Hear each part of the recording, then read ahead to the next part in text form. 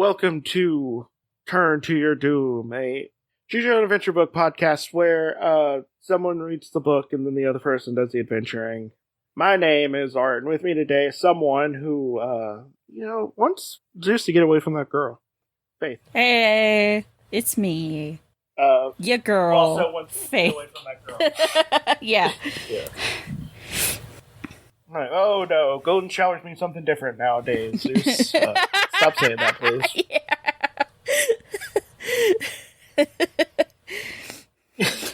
Oh, just because you're a bird doesn't make it not rape. Yeah. Stop it. It's still gross. Yeah. But we are continuing to read The Throne of Zeus by Deborah Lerme Goodman. So far, a goat. Our girl. Yeah. It is illustrated by Ron Wing, and hopefully Faith will get the art and whatnot for some of the stuff. Yes. Because it's actually really well illustrated. Yes. And we're gonna start from where we left off on one of the choices, and this one of the choices was you just ignore the person who is obviously Hermes. Oh, I was gonna say the part where you literally just jump into the river Styx. No, the part where you see a tornado and you just jump in. Okay, I think it's gonna be fun. Still so funny. So good. God, I love that it just describes you, everything you're experiencing before your brain gets blended up. Yeah. Okay, but we probably should have done this one because this is just an ending. Oh. So we're going to start off with an ending. Instead of flagging down Hermes, you hide. You duck behind a boulder. As the young man speeds past, you think you see smaller wings. Your ankle becomes so swollen that you spend a couple of days resting in a cave. Finally, you reach the gates of Hades' palace and slip inside. To your surprise, the throne of Persephone's Hades are both empty. Before you have a chance to wonder where they are, cold and powerful hands grab you from behind. Twisting your head, you see that it's Hades himself. Where's Persephone, you ask? She's gone! Zeus sent his messenger Hermes to bring Persephone back to the land of living. They left us just a few. You can't believe your ears. The runner you saw must have been Hermes. But in spite of Zeus's effort, Persephone says Hades with a evil grin. Even though she was never hungry, I made her eat you pumpkin. Now she's has to spend part of each year with. As he talks, Hades drags you down to a dark stairway. He unlocks a door at the bottom and thrusts you inside. I'm glad you'll be Persephone, although I'll keep you locked up. Don't worry, my servants will take good. But I can never let you leave this dungeon now, knowing how clever you are. So, Damn.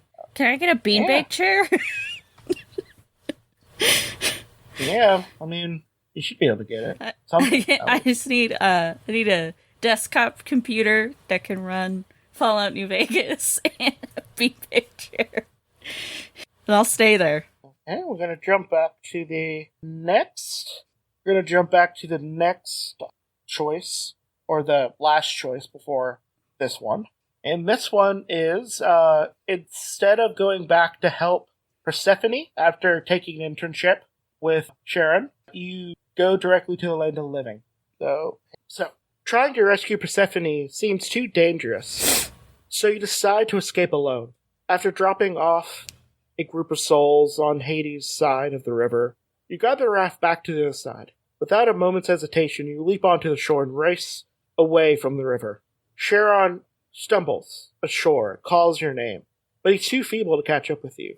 You run as fast as you can, past dreary expanses of gray stone, and out of the chasm. You collapse on the sweet-smelling grass and gaze up at the sky, marveling at the intensity of the colors around you. Suddenly you notice a tall, bearded man striding towards you. I've been watching you. Oh, I said what he should have said in a creepy tone. I've been keeping track of your adventures, he says warmly, and I must say you kept me entertained. Who are you? I thought you know, I'm Zeus. Your mouth drops open. Did you know I was looking for you? Ha ha ha. Yes, and I know what is on your mind. Come on, I'll show you around Olympus. right before you, Zeus changes into a silvery stallion. Oh no. You don't want Zeus turning into an owl around you. Also, I feel like Poseidon would be like, hey, that's me. Stop That's my job. He's copying me. You have like he goes to Kronos, Kronos' body. It's like, Dad! Poseidon just goes there and bitches to him. Every once in a while. He's like, Dad, I know you're like a corpse. Zeus keeps taking my stuff. He's turning into horses. That's what I'm supposed to do. Speaking of, I do think one of my favorite, like, classical art paintings is Saturn devouring his son. Yep. It's a very, very good one. I also like the one that A24 likes to reference a lot in the horror movies. Yes. With the is it an angel or something just like shooting like light into someone's face? Yes. As they're stumbling away. I like that one a lot too. I don't know what that one's called. But if I was to get a large life-size print of a painting, it would be is it Goya? Yep, it's Goya. Yeah, it would be of Goya's like Saturn devouring his son because it's just get like a 6 foot tall. Well, also, it looks almost like also if you take some of the artistry away from it and just think about it, it does look a little bit like a shitpost. Like, that's why it's so easy to like mock. You're not wrong. Like, I mean, make mock-ups for it. You're 100% right. because it looks like because the way Saturn looks like at the screen basically. It looks like he should be, like, saying, don't talk to me before I have my coffee, but, like... don't talk to me or my son ever again. Like, so, you know what's funny? They found that after Goya died. Like, Goya died in his house. They went and found Goya's body. And they found this really fucked up painting in his house. it is gruesome. It is like a gruesome kind of fucked up thing, but also at the same time, there's a reason why you could shitpost about it. There is something about it. Like your initial reaction is revulsion, and then you're like, wait a minute, I can meme on this. Well, there's a reason why loss is a thing that people keep on referencing, even though it is a comic about a miscarriage. Yep. But also at the same time, it's extremely funny that there's a comic about a miscarriage and a webcomic about some like early 2000 epic gamer dude. Yep. You know? So, that being said, it is very fun seeing people sneak in loss into things. Oh my god. Or are they? And I'm just like totally online. You have the brain rot. You know, sometimes it's both. Yeah. Other times it's just me, you know, on that Don Juan Lee Geelong food grade glycine. Okay. So, but right before you, Zeus changes into a silvery stallion. You climb onto his back and he gallops off. Within minutes, the stallion stops at a huge table surrounded by 12 giant thrones. When you dismount, Zeus returns to his former appearance. He offers you incredible food, like none you've ever tasted. He shows you exquisite shells scattered along his personal beach. He points out the landmarks of Olympus and reveals his secret treasures. There, he says, I've shown you everything you need to make your parents' excavation successful beyond all dream. He waves his hand before you and whispers, no sleep. Zeus, get away from that girl. No. You awaken in your own bed, feeling certain that if only your parents would listen to you, Zeus' directions will help them discover where the evidence is buried. The end. Yeah, you need it, because Zeus just made you fall asleep. Yeah. Very questionable behavior. Get away from that girl. Get away from that girl! Which is what I say to every 70s rocker. Get away from that girl. You're not wrong. There's so many songs just like about statutory rape that it's supposed to not be. I mean, a lot of 1970s rockers did it. Yeah. Unfortunately, people do it now as well. They just don't write a song called, like, 17 is a little too old for me.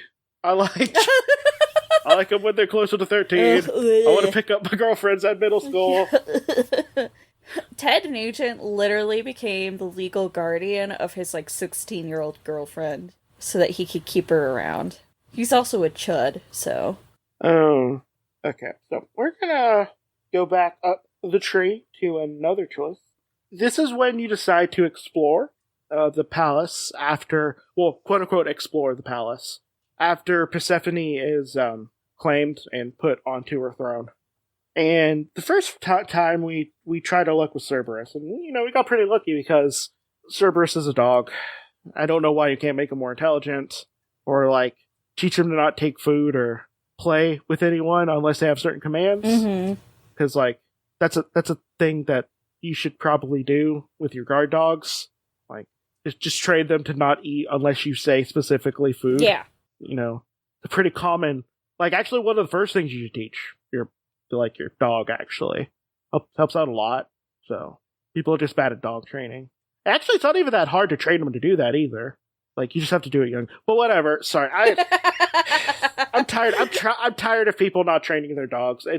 Dogs are easy to train. They are. They really are. Like, especially if they're food motivated. Guess what you do if they're food motivated and you want to have them not eat unless you feed them? You just keep giving them food in the area that you need them to eat. Yeah. And not give them food anywhere else. Yep. Wow, crazy. Yeah. It's that easy. Yeah, you just never feed them table scraps. Wow. Cool. I know we talked about this. I know we talked about this last episode, but, like, the whole, like, Cerberus is a dog, so just treat him like a dog thing, like, makes so little sense. Like, why can't it be an intelligent dog? Yeah.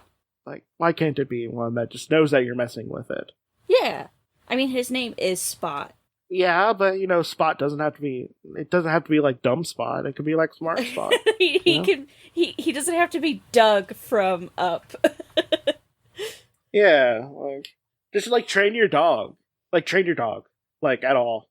And also maybe, like, have it on a lead or something when you take it out, and make sure that it comes back to you when you say, when you say come back. And, like, maybe even if your dog is friendly, you still put them on, like, a harness, at least. Even better if you get them, like, one of those leads that are partial muzzle as well. It doesn't hurt them. And also, it's easier to guide them around, because dogs already walk where they're looking at. They just move their head to where you want them to. Whatever. I don't know. People suck with dogs. Like, get better. Come on. They're not cats. Like, they're fairly easy. They're not cats. Yeah. Like, come on. But instead, we're going to find another way out of the palace. I'm going to turn to page 21. Yeah. So, walking through the dark, barren halls of Hades' palace, you feel scared, but also sad and very lonely. There's no people, no doorways, no rays of sunlight. You're relieved when you finally reach a shiny crimson door that you do not think twice about opening it. Immediately, you wish you were more cautious.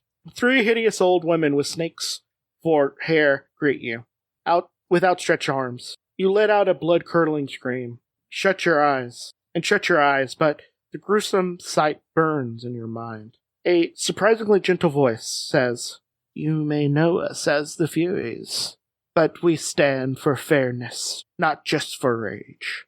Although you open your eyes, you still cannot bring yourself to look at the 3 women. "We want to help you," says another of the Furies. "You do not belong in the underworld, and it's not fair of Hades to keep you here." "I just wanted to meet Zeus," you explain, to a glance at the Furies. You describe your parents' archaeological discovery and the troubles they have been facing. "I have to find a way for them to prove that they found Olympus." The 3 Furies looks at each other and smile. Suddenly they begin to fly around you with such speed that they transform into a dark whirlwind. It's perfectly calm in the center of the tornado where you stand. You feel yourself slowly rise into the air. You lose track of everything except for the black wind that surrounds you. Turn to page 25. The next thing you know, you're back at Athens in your own bed. The morning light is streaming through the window, and your father is shaking you. "Wake up!" he exclaims. "Your mother and I are going back to the excavation site. Last night I dreamed we'd unearth all kinds of new evidence underneath the throne of Zeus. I know it sounds crazy, but in my dream, a black tornado drilled into the ground there, revealing crowns and ancient tablets. Everything we need to prove our victory. Prove our victory of the woke university systems. Our theory. I dreamed about a black tornado too," you say as you rubbed your eyes. "How interesting." But you can tell he's not really listening. Before you can say anything, he leaves your room. You hear him hurry down the hall. Sure enough, your parents discover more than enough evidence to prove that they found Olympus. And the day that the famous Olympian artifacts first appeared in the museum at Athens, a black tornado whips through the center of the city. A whirlwind creates much fear and commotion, but causes no destruction at all. The end. Ooh. So the Furies are just, they're girls, Yeah, truly. They help out the girlies. Yeah. The reason why only 2 of them spoke is because the third one could only say, "Murder! Murder!" And she's the one that, like, anytime you like, I just, like, my boyfriend did this, and, like, I don't know, like, I feel guilty, and she's like, "Kill him." Well, I was making a reference to Hades. Oh. One of you fight the Furies. One of them is your girlfriend. She just calls you a murderer over and over again. Yeah, and then one of them is, she's Electo. Electo. She's Electo. Yep. No, wait, is Electo the murderer? Let me check real quick. She's either Electo or... No, Electo's the one with the whip. Yeah, Electo's the sassy one that should also be your girlfriend. I think... Not Megara. Not Tisiphone? No, it's Megara? Tisiphone or something like that. Megara's your muscle girlfriend. Tisiphone is the one that, Tisiphone. the one that calls you a murderer. Yeah. Murder. We're going to be getting the second one soon. And it's going to be more witchcraft based because you're playing someone who's witchcraft is your son. Yeah. And Hecate is it's going to be there. Hell yeah. Yeah. Or some would say, heck yeah. Okay, so we're going to leave those girls behind. Sadly. And unfortunately, what happened to good old Solidarity? Yeah. So the next choice up is you deciding to leap into the river Styx instead of staying on the chariot that Hades is pulling you in rapidly with his whole horses. Uh-huh. The obviously good choice. Yeah. The thing that definitely won't kill you. Jumping into the river of dead, yeah. Definitely doesn't drain you of all vitality. Yeah. There's not a bunch of spirits there that's willing to just kill you. Just suck the life out of you. Yeah, not in a cool way either. Like a bad way. You still have your soul afterwards. That's what's up. Yeah. Take a deep breath and hurry yourself out of Harriet's chariot. No, of Hades' chariot. The icy waters of the river Styx swallow you. By the time you struggle to the surface, Persephone and Hades disappeared. You begin swimming toward the shore, but you feel dangerously weak. Each stroke of your arms seems to require more strength than you can muster. Your body feels terribly heavy as the river Styx drags you down to its murky depths. The end. Okay, the thing that we said would happen. Yeah. Okay. Oh my god, how could we have seen this coming? We died. Is it better for you to die or for you to go into for you to drop into the river Ithane or Lethe? Lethe. I always forget how to say it. Lethe? Is it? No, I feel like it's Lethe. I don't know why. Whatever. The river of forgetfulness. Oh. Yeah. Yeah. Is it better for you to die or for you to forget that you exist? Huh. As an entity. That's a good question. Neither is good. Yeah, well, yeah, that's why I'm asking. It's not like a what if question. Like, what if you got the best thing in your life or the other thing that's close to the best thing in your life? No. Yeah, I'd rather just fucking die. Yeah. What was I gonna do? I don't know. What were you gonna do? What was I gonna do? I don't know. Were you gonna go to the next branch of choices? Yeah. This one actually takes us to a new thing. And I have a feeling we're gonna stay on this side of the book for the foreseeable future. Oh boy, oh boy.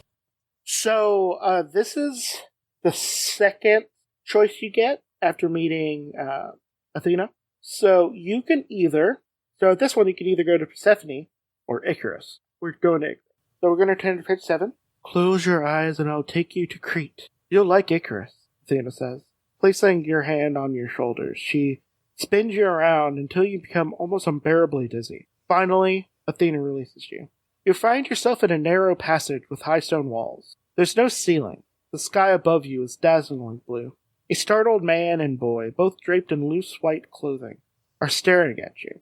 I've been in the sun too long, Icarus, says the man, rubbing his forehead warily. I'm having visions. No, you're not, you cry. Athena brought me here, to find Zeus. Wait, Zeus is the reason why they're in here. Wait, what, how, okay. Am I remembering properly that Zeus was, rejected by the queen of Crete? So he made her really attracted to a bull? Yes. Okay, so Zeus is the reason why they're there. Yep. You've come to the wrong place if you're looking for Zeus, the old man says bitterly. I don't suppose Athena sent any water with you, did she? You shake your head. Isn't this just like the gods? They don't bring you water when you're dying of thirst. No, instead they send you a visitor in funny clothing.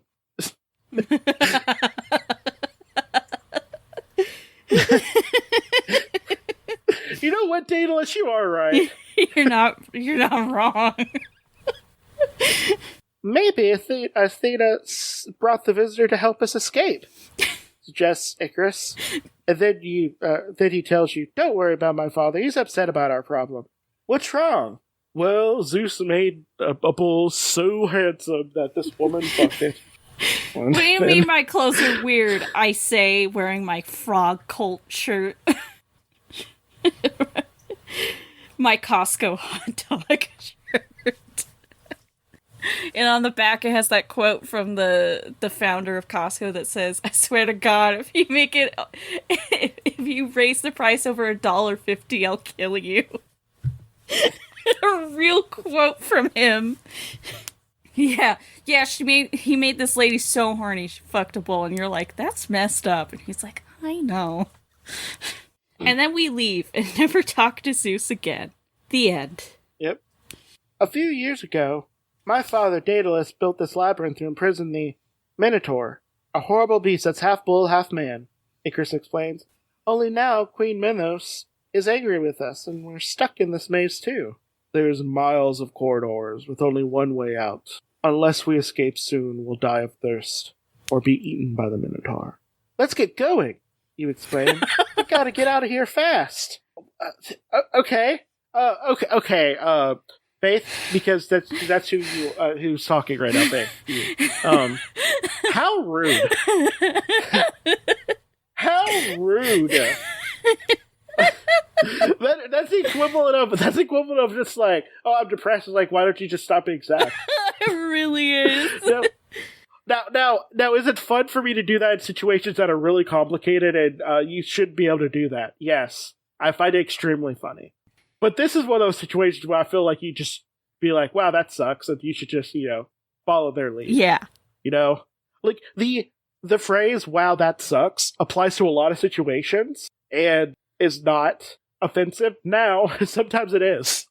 Yeah. You just know what it is. But this is one of those times you should say, wow, that sucks. Yeah. Yep. Yep. There's no sense of moving about. At best, you'll only make yourself more thirsty. At worst, you'll meet the Minotaur. Calm down and help us think of a solution.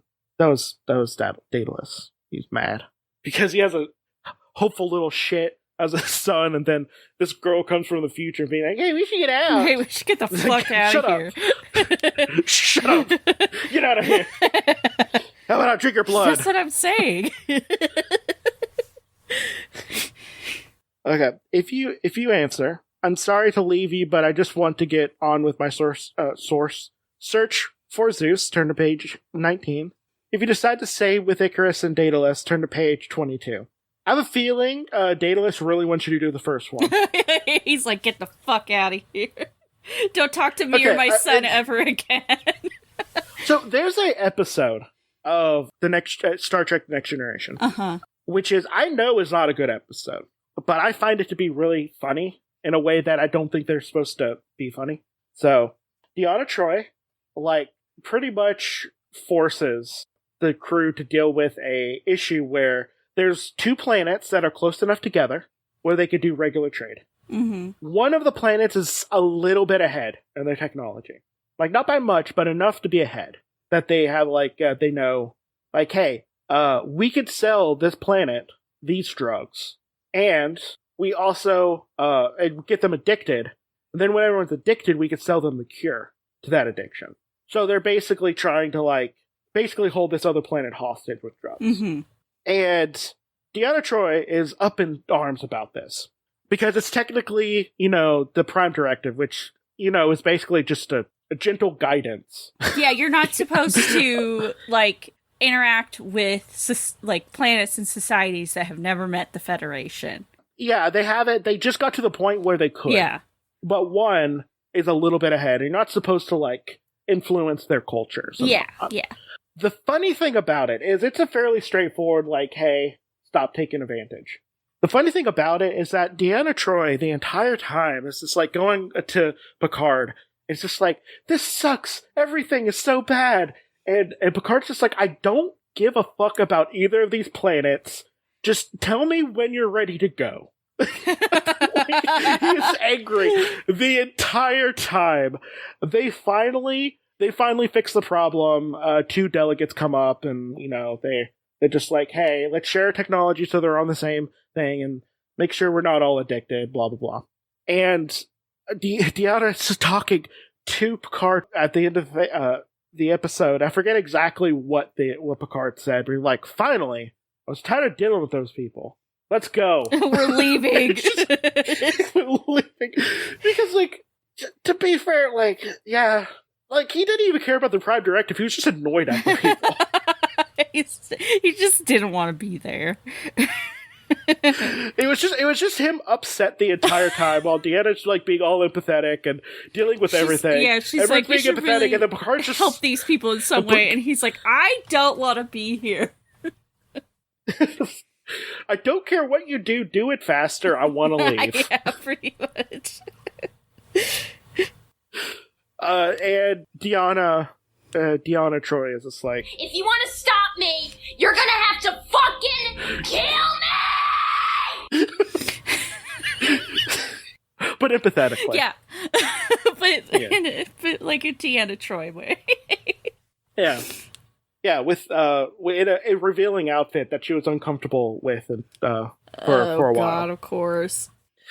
Yeah, it gets better by season 3, but Yeah. They had a really titty out fashion thing for Deanna specifically. Yeah. It didn't have it for Riker until later, because Riker clearly wanted to be titty out fashion, but no.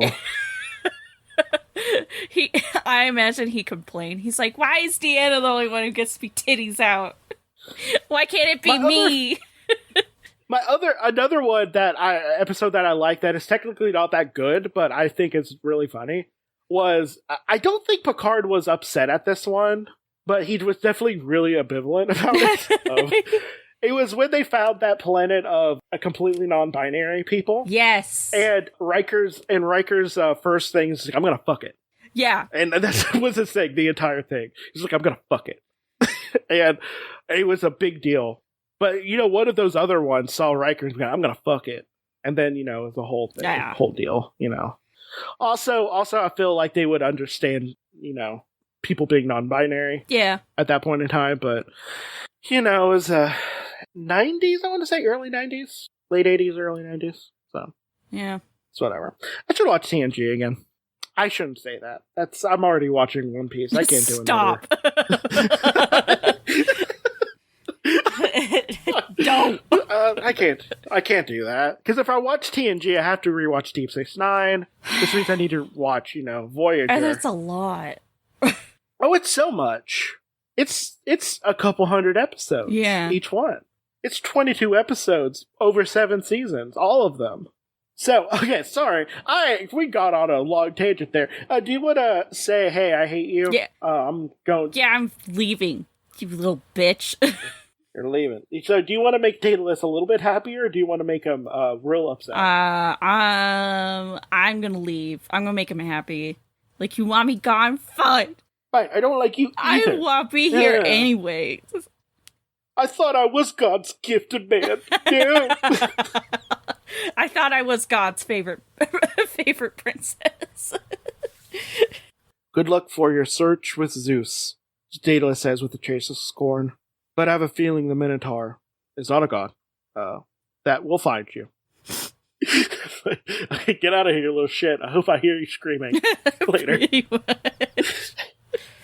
Fuck, you okay. wander through the labyrinth without any sense of direction. As hours pass, you grow thirsty and tired. Just as you begin to wonder if you should have stayed with Icarus and Daedalus, you take another left turn and find yourself facing the strangest creature you've ever seen. The Minotaur! You froze with terror. The Minotaur towers over you, equally still. Its head and torso are those of a huge black bull, but its arms and legs are human. You wonder whether you should try to reason with the beast or just run away with your life. For your life. And there's a third one, and this is specifically for, the TikTok girlies who, like a little bit of spice. Fuck it. It's right there. I've heard about several books involving minotaurs. Oh, yeah, me too. So, apparently one of them is actually, like, pretty sweet, for the most part. If you get past all the jerking off of minotaurs for their, Oh, yep. Stuff, yeah. If you summon all your courage and offer the minotaur your hand, turn to page 27. If you turn on your heels and flee, turn to page 29.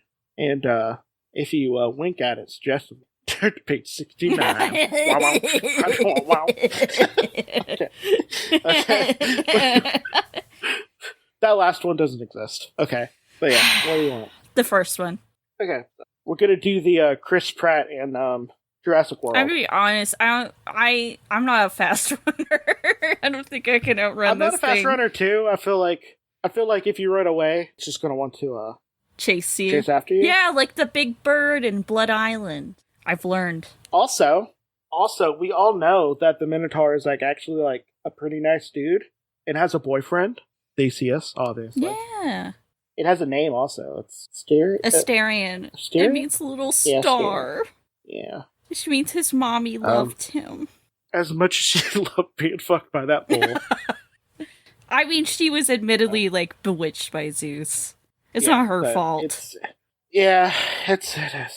Zeus, get away from that girl. Just did every single time. The Minotaur slowly extends its hands to grasp yours. The beast is trembling just as much as you are. You're the first person who has not run away from me, whispers the Minotaur hoarsely. Although his ability to speak astonishes you, you remind yourself that a Minotaur is part human. Maybe we can help each other escape, you suggest. I imagine you'd rather not spend the rest of your life in this maze. I discovered the way years ago, but I can't live outside it ever again. King Minos will search me out, and people are too afraid of me to help me hide. They know I eat human flesh. A shiver runs up your spine. You really do? Don't worry, I'd rather eat grass. The Minotaur assures you, but the king feeds me only his prisoners. I'm trying to find Zeus, you explain. Why don't you come with me? We can ask him to transform you into a normal person. I'll show you the way out if you promise to stay with me once we leave the labyrinth, says the Minotaur shyly. I'm always, I feel like, the monster people, generally just want you to be nice to them and not try to kill them. Yeah. I was gonna be like, because I eat human flesh, it's like, have you tried something else? Do you know what a fried potato tastes like? It's pretty good. But I had the rumblies that could only be cured with human hands. Carl! I forgot I messed that quote up. I always do. Asterion! You briefly think about rescuing Icarus and Daedalus, but you decide to escape immediately. Within minutes, you and the Minotaur are free. We have to leave the island, or the king is sure to find me, he tells you as he scans the horizon. As I recall, the arbor is in that direction. Maybe we can escape on a boat. You leap on the Minotaur's back, and together you race towards the harbor. Did you ask? Did you ask? I imagine you did. I'm just asking. Otherwise, he would. I imagine he's at least willing. Otherwise, he'd just fucking throw you off. But also, he seems like a small being. It's true. Who just wants... It's true. He's just a little guy in a big man body. This is him. Hey, come on, I'm just a little guy. Yep. Yeah, that's him. And you are... This little fucker is a rogue U.S. military asset and a danger to public safety. You're not wrong. So you leap on its back, and together you race through the harbor. You see sailors loading cargo into a ship, and consider asking if they would take you and the Minotaur on board. You'll doubt that they greet the Minotaur warmly. You could try to sneak aboard and hide instead, concealing the Minotaur. Won't be easy, though. If you try to explain your situation to the sailors, turn to page 43. If you decide to hide with the Minotaur, turn to page 76. Let's try hiding. Not that I think hiding a large Minotaur is easy. I have never actually read this side of the book before. Ooh. I'm glad that Deborah Lerme Goodman thought like I did as a kid, because I'm just like, well, it's not the Minotaur's fault. Like, why don't you just give him an enclosure that isn't a labyrinth? Yeah. When no one is watching, you and the Minotaur board the boat and hide beneath the deck. Wedge yourself between stacks of grain, and the Minotaur crouches nearby among crates of clucking chicken. You've barely settled into place when the Minotaur loudly exclaims, "The boat is leaving the dock." "Quiet!" he whispers. God, shut "We can't up! say a word, or they... We can't say a word, or they hear us." The sea becomes frightfully turbulent during the night. The thunder rumbles and chickens squawk. The boat lurks side by side. You hear water rush along the deck, and the Minotaur moans beside you. Maybe you should climb above to see what is happening to the deck. You want to know how serious the storm is, but would you risk one of the sailors seeing you? If you make your way onto the deck, turn to page 81. If you stay with the Minotaur below deck, turn to page 84. I'm gonna stay below deck. Oh no. Oh no. We're gonna drown. Oh no. This is the opposite feeling I have to hearing someone jump into a tornado. Which is not glee, it's sadness. This is a sad death, not a funny one. Despite your worries about the storm, you decide to not risk going to the deck. The Minotaur clutches your arms as the storm rages. The boat slowly fills with water. The crates of chicken smash together. Ah! Wet feathers float. No, not the Let's chickens! get out of here, you shriek. Let's get out of here, you shriek to the Minotaur. Above the deafening roar of thunder, you struggle to get out from underneath the sacks of grain, but it's too late. They're soaked with water and have become too heavy for even a Minotaur to budge. Images of your family flashes through your mind. You know you'll never see them again. The last thing you hear is a Minotaur bellowing as the boat sinks in the churning sea. The end. That was sad. That was sad. Also, the way that cows, bellow is also very sad. So, okay, we're going to go to the other one. Yeah, let's go above deck this time. Yeah. You stumble onto the deck and a wave crashes into you, knocking you off your feet. Another wave washes you aboard. You thrash around in the violent water and finally manage to grab a broad wooden plank. You crawl to the top of it and hold tightly. When you catch your breath, you see that the bunk... Babe! Oh no, we picked a bad path. Babe! I didn't want to get murked on sight. Oh. You look for signs of the Minotaur. Oh. And realize sadly that it's gone down the chute. No! You just wanted to be free. No. It wasn't his fault. No. And he has fucking hooves. He can't swim that good. No, he has hands and feet. Oh, he does. You're right. And a corner thing. You should find it. It's actually very adorable and makes me even more sad. It's not like a satyr. They would definitely be bad at swimming. Also, half of them deserve it. So, satyrs suck in mythology. This mythology, anyway.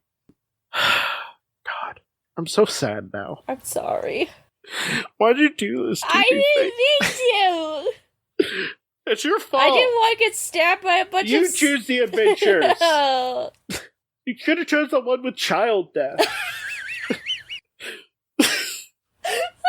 But what about... I'm used to that as an American. I've become desensitized. Oh, God. Okay, Faith, let's put down a note. We're gonna do... We have to write a Choose Your Own Adventure book where the Minotaur gets to be happy at least half of the book. Yeah. Let's put a Minotaur, Choose Your Own Adventure, and it's a Minotaur's view. And also, he's a small little bean who didn't just choose to be who he is. Also, his mom loved him. Yeah. And his dad sucked. And his adopted half... No. I guess his dad was just a handsome bull. Yeah? His adopted dad? Wait, who? King Minos. What do you call him? Yeah, his stepdad. His stepdad sucked. One of the endings should be he kills his stepdad with his bare hands. That's where he kills a bear and then uses the hands of that bear to kill him. That insult to injury. Because then when he's dead, like, people are like, oh, it looks like a bear got him. Like, hey, I'm not a bear. You know. But yeah. Okay. The storm gradually passes by. In the morning, the sea is almost calm. The wave gently carries you to a school of dolphins. They drown a true, wonderful being to only send you to a pod of monsters. Oh. Actually, they might not be bottlenose dolphins. Yeah.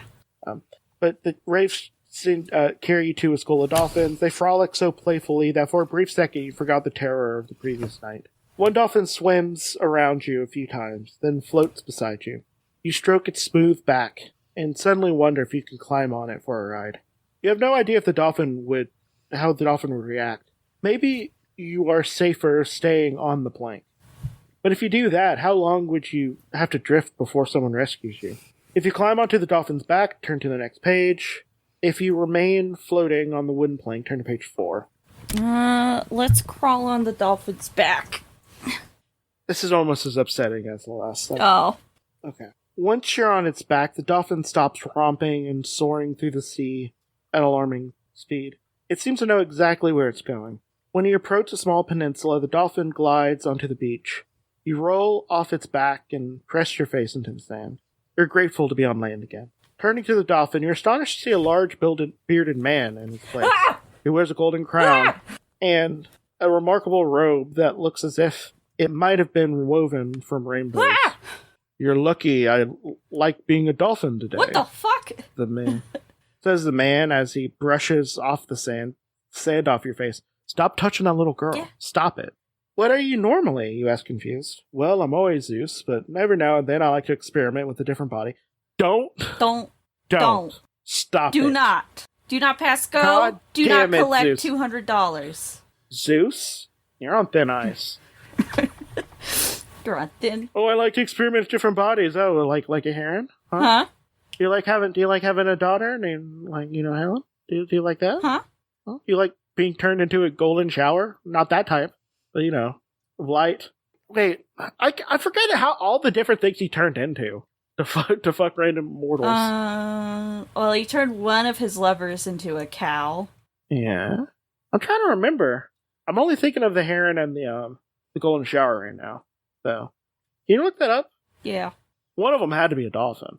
Maybe that's why dolphins are that way. They're all related to Zeus. Oh, I don't like the idea of that. A bunch of demigod dolphins? Ugh.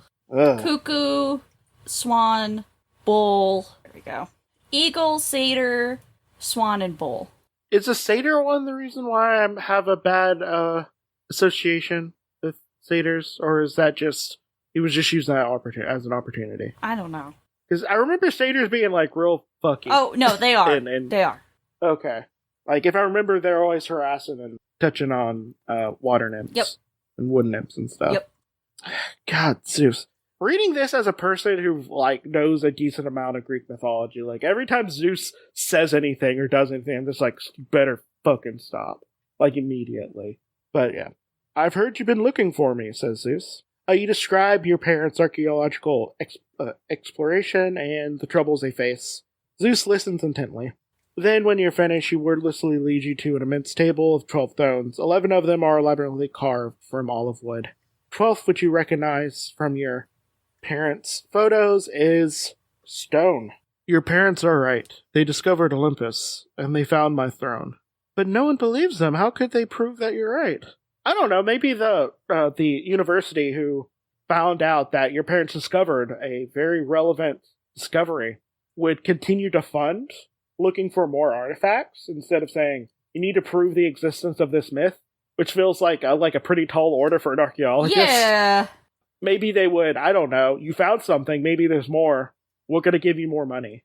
Because that's how archaeology works, and you don't defund someone when they're actively finding things. Yeah. Especially new things. Yeah. But, maybe that's how they would do it. They would act like an actual archaeology, firm, or maybe the University of Athens would like to be able to say, like, hey, we found the throne of Zeus and a bunch of other artifacts, instead of being like, we found the throne of Zeus and then we defunded the archaeology department because they couldn't prove the existence of Zeus.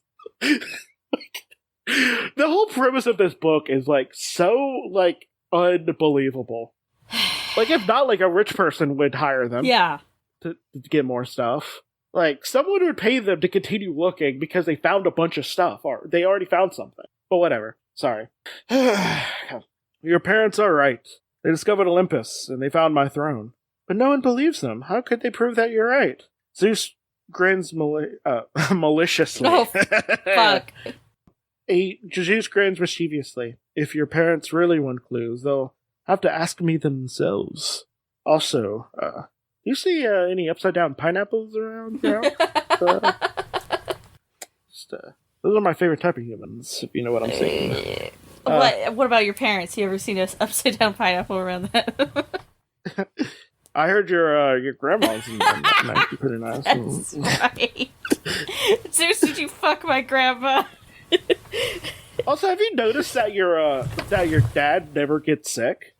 It seems to he's strong, not super strong, but strong. Pretty strong, yeah. Especially for someone who's in his 50s and who never does weightlifting. This is just the plot of Unbreakable. Except he's not a superhero. He's actually a demigod, and your grandma fucks this that one time. Yep. But they won't. You cry in frustration. My grandmother already suggested they ask you for help. I'm not going to be able to convince them. But you won't have to, Zeus goes on, because I'm going to pay them a visit myself. Here, take my hand. Not that one. That one's going to be... He's going to visit them themselves, and you're going to have to leave for a couple hours for some reason in the middle of the day, and it's going to smell weird when you get back. Don't worry about it. Yeah, don't worry about it. When Zeus raises his other hand into the sky, thunder rumbles, and one lightning bolt after another strikes the earth around you. You clutch Zeus with fear, and as lightning flashes again and again. Athena's way of traveling is a little less nerve-wracking, you shout. Zeus lowers his hands, and the lightning disappears. You find yourself on your own doorstep. Ring the doorbell. For the rest of your life, you'll never forget the look on your parents' face when they open the door and see Zeus. The end. Okay. A lot of these just kind of just let you. Do you want there to be a lot of death in your choose adventure, or do you want it to relatively go okay, but they still have a lot of fun adventures? Relatively go okay, but we still have fun adventures. Okay, then sometimes... why do you like the unicorn books? Though? That's a good point. I like both.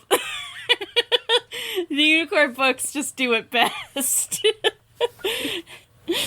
When you explode I'm sorry, Faith. When you explode by jumping in a purple tornado, there's nothing funnier than that. I don't know what to tell you. Okay, this other one, instead of riding on a dolphin who happens to be Zeus, you stay on the plank. For 3 days, you cling to the plank. The sun scorches your face and arms. You're so parched that you try drinking seawater, but it only makes you feverish and sick. Ugh. You slip into unconsciousness. You dream of Zeus. He sits on his throne that looks like the one your parents discover. I know you want to ask a favor for your parents, Zeus tells you, but I will grant them a different wish than the one you have in mind. I will save your life and return you to your own century. No! But they will have to continue their excavation without my assistance. Zeus removes a gold ring from his hands and puts it on one of your fingers. The ring is far too big for you, and you have to clench your fingers to keep it from sliding off. You awaken to the white glare of an hospital room. Your grandma is sitting next to you. Without a trace of surprise, she points towards a massive gold ring on your hand and says, I see you found Zeus. The end. Oh. Okay. That could be helpful, I guess. So, let me look at something real quick.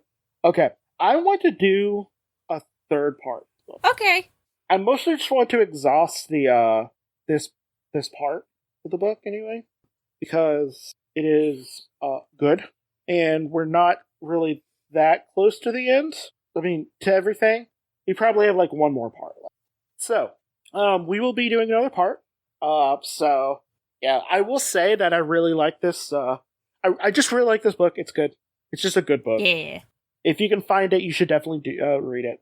Maybe, just keep in mind that this is a nicer Zeus. The one that doesn't apparently does all the things that he does. And he definitely isn't like winking and nodding whenever he says, I like to experiment in different bodies. Oh, yeah. Well, do you have anything?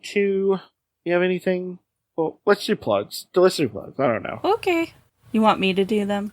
Yes. Okay. You should go check out our previous podcast that is completed. It's called Over Innsmouth. It's where we read the complete works of H.P. Lovecraft with commentary. There's also audiobooks of each one. Well, almost all of them. There are some that we just didn't because they were really racist. Obviously, it's H.P. Lovecraft. And some of them were also just, boring. But yeah, go check it out. It's just called Over Innsmouth. We had a lot of fun making it. Yeah. Yeah, this has been Turn to Your Doom, and get away from those girls. Gross. Stop. Please. Ew. Stop winking every time you say something that refers to your past. Please. It's a little gross. Ew. Okay, bye. Bye.